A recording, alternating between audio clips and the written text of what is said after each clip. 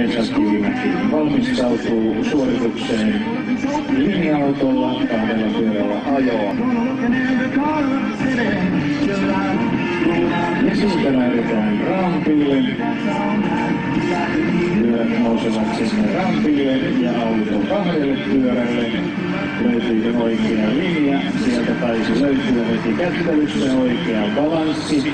Tyylikkäästi Vesa kurvailee tällä 10 000 kiloa painavalla linja-autolla täällä. Ja tällä auringon laskiessa kauniin syysilman halutessa ja pitkälle menee hitaasti, mutta varmasti.